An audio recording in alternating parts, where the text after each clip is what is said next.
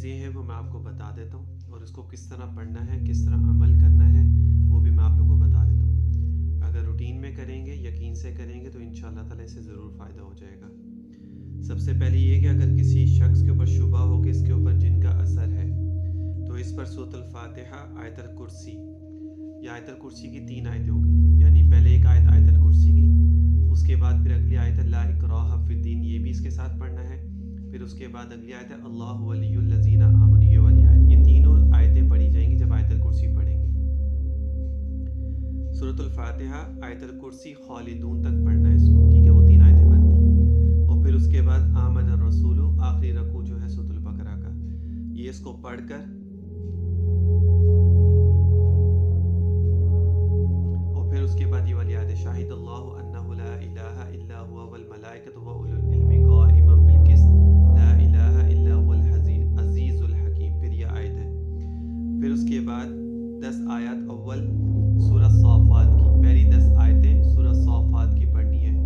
پھر اس کے بعد سورہ جن کی پہلی 5 آیتیں پڑھنی ہے، یعنی پہلے سورۃ الفاتحہ پڑھی، پھر آیت الکرسی کی آگے 2 آیتیں، اس تینوں آیتیں پڑھی، پھر اس کے بعد آپ نے یہ والی آیت پڑھی شاہد اللہ انہ لا الہ الا هو والملائکۃ واولو العلم قائما بالقسط لا الہ الا هو العزیز الحکیم۔ پھر اس کے بعد پہلی 10 آیتیں سورۃ الصافات کی، پھر پہلی 5 آیتیں سورۃ جن کی، پھر اس کے بعد سورۃ الحشر کی آخری 3 آیتیں، سورہ حشر کی آخری 3 آیتیں، اور پھر چاروں کل آپ نے پڑھنے 4 دفعہ۔ پھر اس کے بعد کلمات اذان و اقامت، یعنی اذان کے کلمات بھی اور اقامت کے کلمات بھی ایک ایک دفعہ پڑھنا ہے، اول آخر 3 دفعہ درود شریف پڑھنی ہے، اور پھر اس پر اس طور پر دم کرے، اس کے اوپر اس طریقے سے دم کرے کہ کچھ قطرات تھوک کے بھی گرے اس کے اوپر، اس کو کہتے ہیں تھتھارنا، ٹھیک ہے، اس کو کیا کہتے ہیں؟ تھتھارنا۔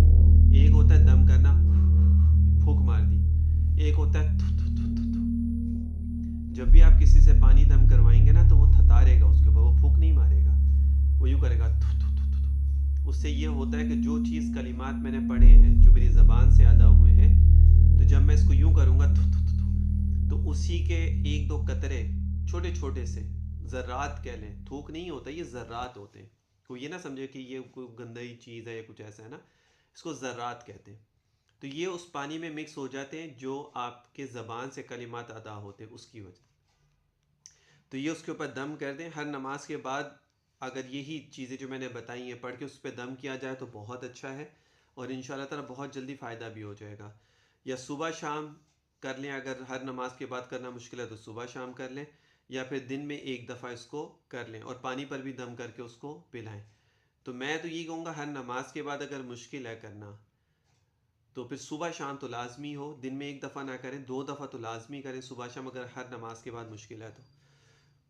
ٹھیک ہے۔ تو بس یہ عمل کریں، انشاءاللہ تعالیٰ اس سے ہر قسم کے جنات، جن، اس طرح کے جو بھی مسئلے مسائل ہیں، آسیب، سب چیزیں اللہ تعالیٰ دور فرما دیں گے۔